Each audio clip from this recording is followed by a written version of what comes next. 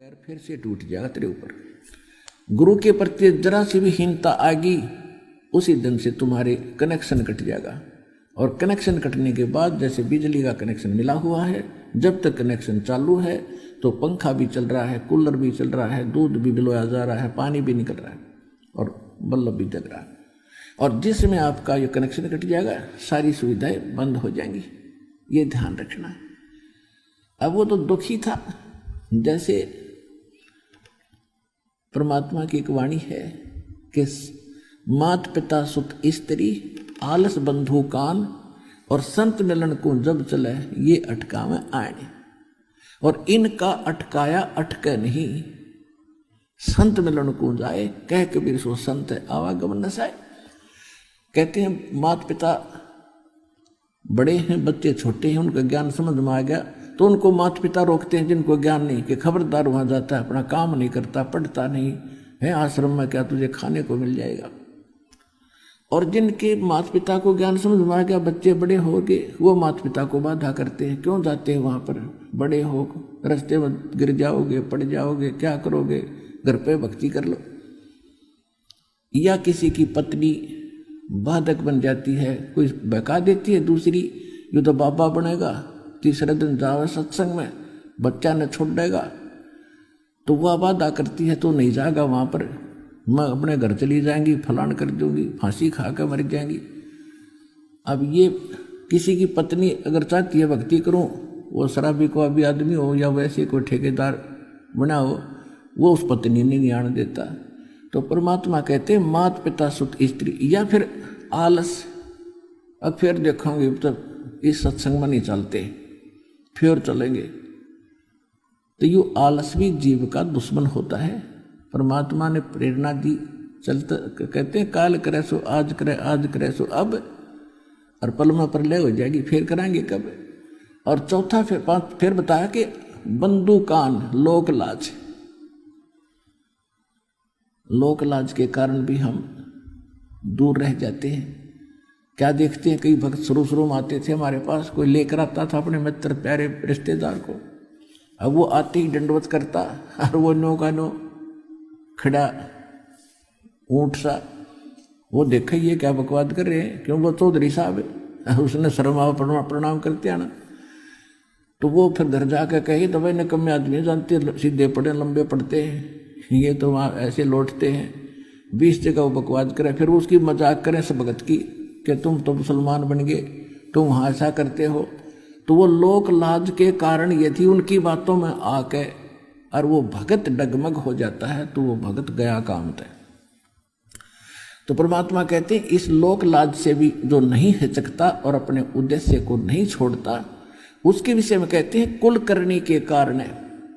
कुल की करनी, उनकी मर्यादाओं का निर्वाह करते करते और उसकी लोक लाज में हंसा गया बिगो, यानी भक्ति छोड़ गया तो उसका तो नाश हो गया। बिगो माने नाश हो गया, डूब गया, भक्तिहीन हो गया।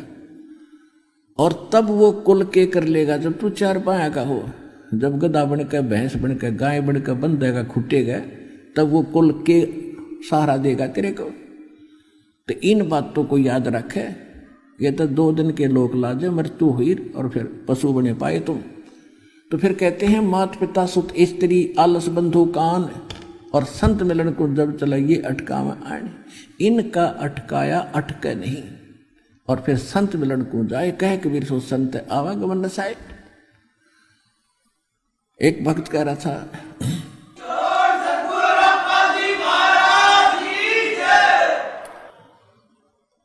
बहुत प्रकार के भक्तों के साथ इस संघर्ष से गुजरना पड़ता। कई बहनें भी ऐसी होती हैं, उनका पति कहता है कि तू आश्रम में गई और मैं मरूंगा गोली खा के।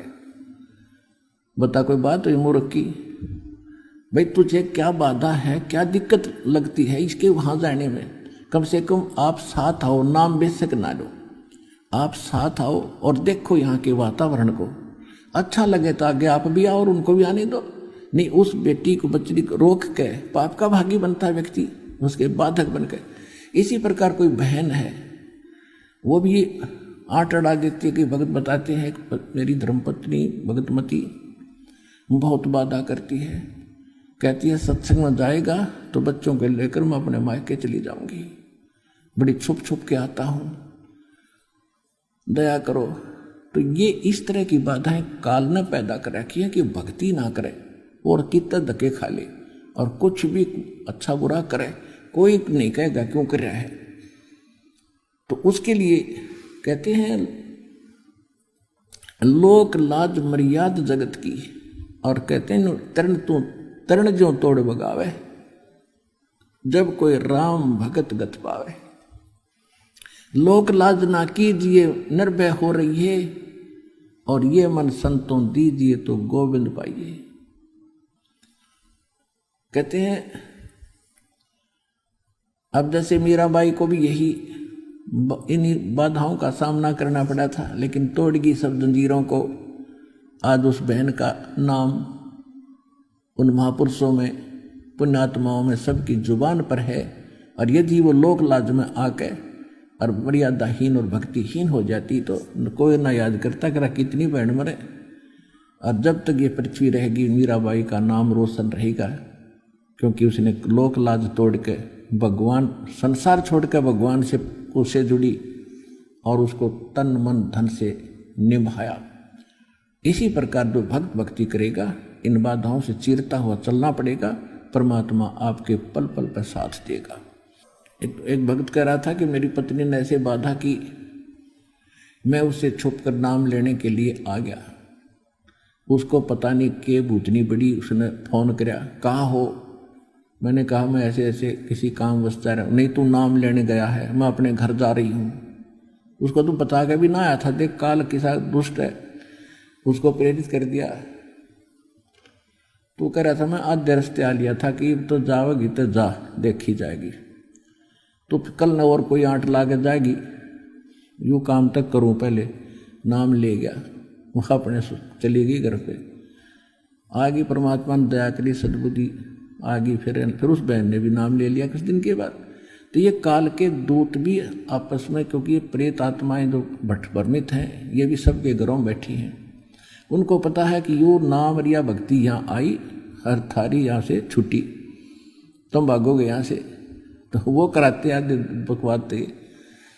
और परमात्मा क्या कहते हैं, देवी देव ठाडे बहे, हमको ठोर बताओ। परमात्मा कबीर जी का नाम लेने के बाद ये सभी देवी देवता भूत पितर उस घर को छोड़ जाते हैं, क्योंकि उनकी पूजा वहाँ नहीं होती। तब परमात्मा के पास, कबीर जी के पास आए, कहा कि आपकी भक्ति जो करते हैं उन्होंने हमारी सब साधनाएं त्याग दी, अब हमें जगह बताओ, हम कहाँ जाएं। तो कबीर साहब कहते हैं, जो मुझको पूजा नहीं उनको लूटो खाओ, जो मेरी भक्ति नहीं करते तुम्हारे लिए छोड़ रखे, उन पर प्रभाव पिंड जाओ। देवी देव ठाडे भये, आके खड़े हो गए मेरे पास। कबीर साहब कहते हमको ठोर बताओ। कबीर साहब कहते हैं, जो हमको पूजे नहीं उनको लूटो खाओ। एक परिवार कह रहा था, जी हम नाम ले गए, हम प्रेत बाधा से घने पीड़ित थे, घने दुखी हो रहे थे, कति जुल्म था, हमारे कैर टूट रहा था। अब वो नाम लेने के बाद वो सारे हमारे थे, वो हमारे दादे परदादे, कोई मर रहा था, भाई भतीजे, वह सारा ग्रुप वहीं रहा करता। तो फिर वो निकल गए वहाँ से, वो दूसरे परिवारों में, वो तो सारे सपट्टे करा करते, उन्हें भी दुखी रखे थे, हम भी दुखी थे, वो भी इलाज कराते थे, हम भी कहीं से इलाज करा रहे थे, कुछ नहीं हुआ था। फिर वो हमसे निकल गए सारे और उनमें चले गए दूसरे परिवार वालों में, क्योंकि तो साझले पितर थे सबके, कोई दादा था, कोई परदादा था, कोई चाचा ताऊ था। उनको ज़्यादा दिक्कत होने लगी तो गए फिर किसी के पास, इन झाड़ पूछ वालों के पास। उन्होंने कहा, और बूटा बोला कि उनने तो अपना प्रबंध करवा लिया और वहाँ हम नहीं जा सकते। तो उस होते हैं झाड़ फूक करने वाले, वो कहने लगे उन्होंने कोई जंतर मंत्र कर दिया और तुम्हारे ऊपर छुड़वा दिए। वो इतनी बुद्धि उनके अंदर। और वो दूसरे सारे हमारे साथ भगत कह रहे थे, हमारे साथ लड़ने लगे, ये तुमने जंतर मंत्र करवा दिया, सारे भूत हमारे छुड़वा दिए। तो हमने कहा, उनको समझा ही रखा था, बेटा कोई ऐसे होता ऐसा बताना चाहिए। हम किसी का भूत नहीं छुड़वाते। हमारे यहाँ जैसे किसी कमरे में ऑल आउट लगा दी, ऑल आउट लगने के बाद मच्छर नहीं रहते, वो भाग जाते। तो उन भक्तों ने तो ऑल आउट ला ली भगवान के नाम की भक्ति की, वो सारे मच्छर फिर पड़ोसी आएंगे जाएंगे भाई कीते जाओ, फिर वो उन मच्छरों का क्या ठेका। अब उनको